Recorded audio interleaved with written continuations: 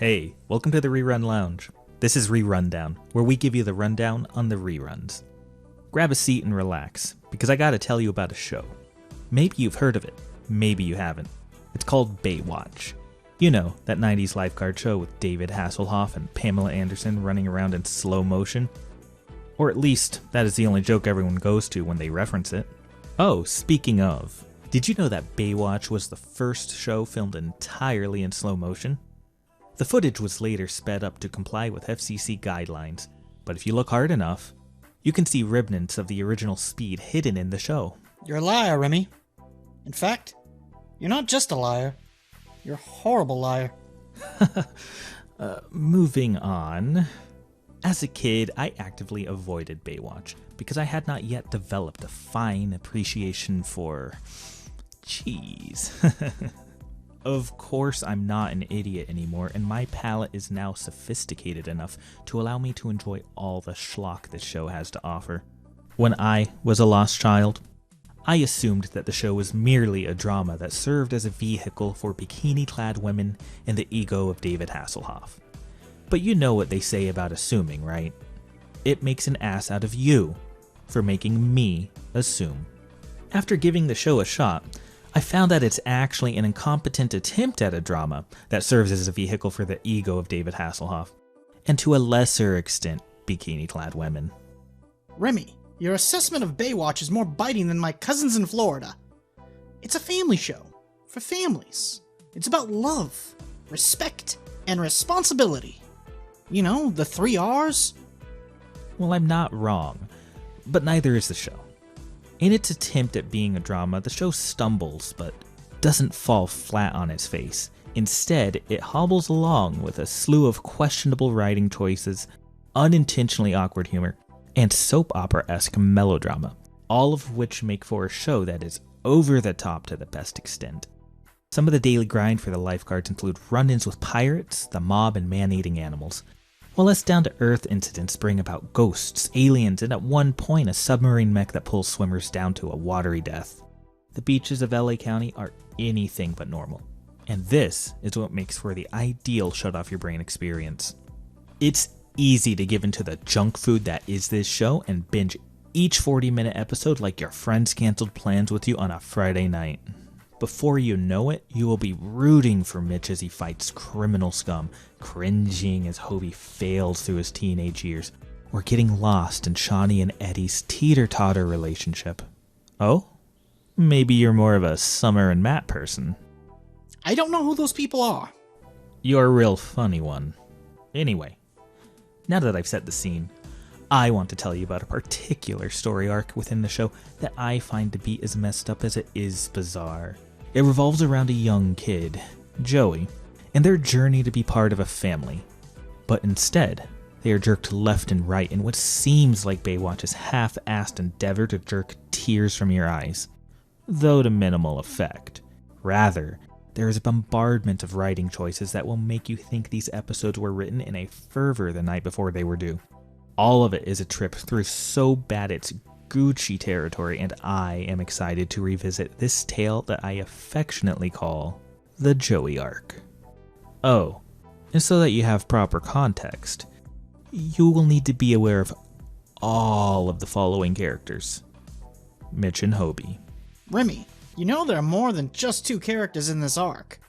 You called it the Joey arc, and you only mentioned Mitch and Hobie. What about Joey? Don't worry, Baki, we'll get there. But it's crucial to have some idea who Mitch and Hobie are. Here, let me fill you in on the main character of this show, Captain Mitch Buchanan, portrayed by David Hasselhoff. He is the ultimate lifeguard and male specimen. Within the Baywatch universe, there is nobody that refutes this fact, and I, as a blind fan, will not do so either. For now, at least. The main man is a single father to a sole Hobie and manages to juggle his lifeguard duty with his personal affairs, while still being able to moonlight as a detective on the spin-off series Baywatch Nights. But we aren't here to talk about that oddity. Throughout the show, Hobie, portrayed by Jeremy Jackson, is Mitch's mistake of a son. If you took every 90s kid stereotype and blended it together, you'd get Hobie, the poor schmuck in the midst of a losing war with puberty. He's awkward, he's horny, he's an idiot. Also, the underlying plot of this story arc is Mitch replacing him with Joey. Well, I wouldn't exactly say that. I mean, what The you prologue said... of our tale begins with a Christmas special. And like all Christmas specials, the story focuses on a mother and child down on their luck. How do they resolve this issue? By stealing from a jolly fat man. Joey's MILF convinces this failed Santa Claus to go out to lunch with her. Hey, that's my purse! Said everything I have is in that bag. You've got to get him! While distracted on the way, she proceeds to help herself to some of his Christmas cheer. 10 grand to be exact. The good tidings are soon in after the heist, however, as she is quickly picked up by Sergeant Short Shorts and thrown in timeout like all bad boys and girls. Joey's left wandering the beach with the stolen cash and is soon confronted by quite possibly the weakest leg breaker I've ever seen. Where's the money? Where'd you learn that? With help from a lifeguard, the goon from a cartoon bolts, leaving both the money and child behind. He who fails and runs away lives to fail another day. That bum tried to steal my $5. It's all I got. However, Joey's troubles are just beginning as Hobie decides to bring the little urchin home like some sort of stray cat. Mitch and his 87th love interest are interrupted by Hobie telling them of his find of the day. Hi. I'd really like to talk to your mom. I talked to her, but you won't be able to reach her, because she's on the bus. Well, I think I'll leave you fellas to your man stuff. Any level-headed individual would leave upon seeing this possible kidnapping at hand. But Mitch and Hobie forget what reality is and play host to the kid instead of contacting authorities. After being sent to the bathroom to clean up, Mitch uncovers the not-so-secret secret that Joey was hiding and needs to restrain himself from sending Hobie through the wall. What? He is a she. No way. With the truth revealed, I can stop entertaining this poorly hidden twist and introduce you to Ashley Gorell, the actress who plays Joey. As the situation continues to grow out of hand, Matt, a lifeguard that is more important in many other episodes of Baywatch, but not this one, is having a magical Christmas adventure with Santa's elves. You can't call them that. It's little people. Well, Baki, these actors are actually playing Santa's elves in this episode, and they are literally teaching Matt the true meaning of Christmas. It seems he has forgotten it after being jaded from having crappy Christmases growing up. I wonder what Joey is up to. Oh no! Oh. It seems she lost the 10 grand among the presents under the tree. How? Well, when no one was looking, she wrapped it up like one of the many gifts that were also being placed under the tree. Clearly, I am too smooth-brained to understand the complexities of this sage's endgame. Without the money, she must now scrape together enough cash to bail her mother out of jail, and that is where Hobie comes in. The two go around flashing a picture of Macho Man Mitch to various thirsty women, offering them a mere chance to ride on, with Mitch at the Christmas parade. As Joey accumulates more funds, the goon's moolah senses begin tingling, and he once again pursues the girl. The chase is taken under the pier, where Joey slips, but is caught by Hobie in the nick of time.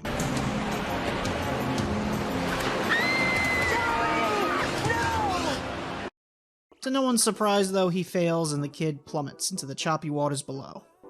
This is where she meets her watery end as she promptly drowns. Ugh. We did a credits roll gag in our premiere episode. What the hell? No, that's actually what happens. But only because this is a two-parter and she is retrieved swiftly at the beginning of the next episode. I thought you watched this already. Yeah, I have.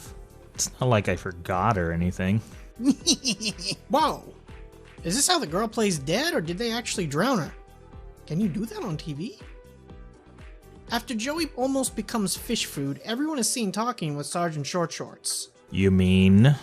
Fine. I mean Sergeant Garner, Mitch's friend and partner against crime. Mrs. Jennings will thank you personally if she ever shows up. Mrs. Jennings. Hmm. Kyla Jennings? Yeah, I think so. Joey's mother, you know her? I arrested her, Kyla Jennings, 2 days ago. She's down at the county jail waiting to be bailed out. Oh, things are getting juicy. With this new information in mind, Mitch offers a sandwich to Joey in exchange for her tragic life story. My mom and I live off the streets. We're homeless unless we have enough money for a motel. I was supposed to bail her out, but I lost the money. Now she doesn't know where I am and why I haven't come for her. But Mitch may have gotten more than he bargained for. That's when you know how someone cares about you. They let you eat first. And there's another way, too. When someone saves your life. Like you and Hobie did to me. Thanks, Mitch. It's right here that his paternal instincts awaken. Something Hobie only wished he could do for him.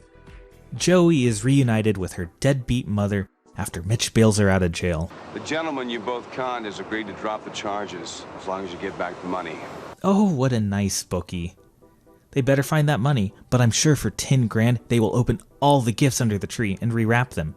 It's the most sensible thing to do. See all those presents wrapped alike? Yeah? Well, the money's in one of those. Don't ask, Mom. All I know is we've got to wait until Christmas. Oh, no. Nope, I'm stupid for even suggesting something like that. Following up on the earlier scam, Hobie and Joey decide to come clean. We kinda have to talk to you for a second. Oh, no. When you kinda need to talk, I know that something's coming up that I'm kinda not gonna like. Mitch is so done right now. Well, you know what makes it funnier, right? Making the situation worse. Mitch, excuse me. I think you better get out here. They sold us chances to be chosen to ride the New Year's parade with you. Unfortunately, they can't return the money as it was lost when Joey fell off the pier. Maybe Mitch will bail them out like he did for Joey's mother. I don't suppose you want to ride in the New Year's parade? No. Oh, harsh. How will they solve this? Well, I don't know. This is the last we hear about it, and the episode proceeds to wrap up the other plot points before the big conclusion. Matt finally learns the true meaning of Christmas. It's material goods, in case you were wondering. Mitch flirts with his 138th love interest some more. Oh, and there's this third uninteresting subplot. We haven't mentioned it until now, but why not? It revolves around CJ, aka Pamela Anderson, one of the big draws to the show.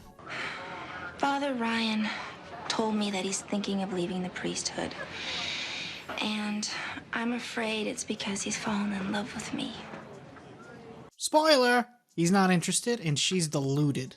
But we aren't here to learn about the B or C plots. Who really cares if CJ gives a BJ or if Matt gets a Barbie for Christmas? No, this is about Joey and her quest to save herself from Santa's favorite leg breaker. So let's just skip to the exciting conclusion then, shall we? Wait.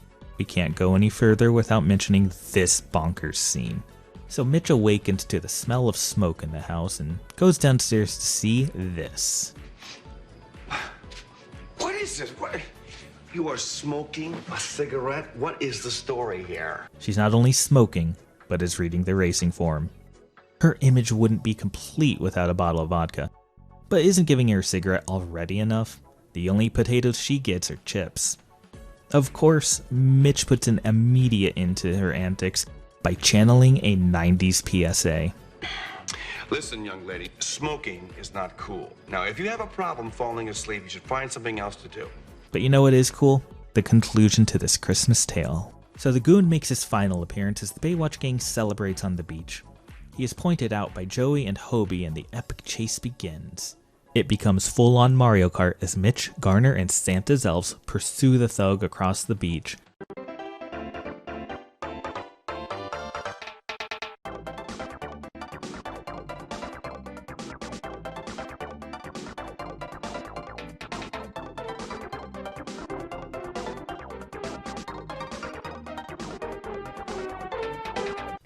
After a few well-aimed attacks, he spins out and is pinned by the jolly cast of characters. Now that the mid-boss of Joey's story is subdued, everyone celebrates and opens presents in the fake snow. The 10 grand that was hidden earlier is opened by the priest. That's our money. It belongs No, Joey. I think it's exactly where it belongs. Exactly where it needs to stay. Huh. I suppose she forgot that she needs to return the money. No biggie. Everything is forgiven at Christmas time. Even plot holes. Joey, though, whew.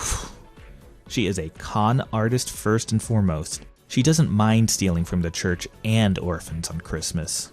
God then decides to punish her by making her an orphan herself. No. Yeah. That really happens. But we will follow up on the remainder of this unusual story next time. This is our first video, and we appreciate it greatly if you made it this far. Please consider liking, subscribing, or leaving a comment. And thanks for visiting the Rerun Lounge. We hope you enjoyed your time, and we also hope to see you again. Alright, folks, don't forget to pay your bill on your way out. You don't gotta go home, but you can't stay here.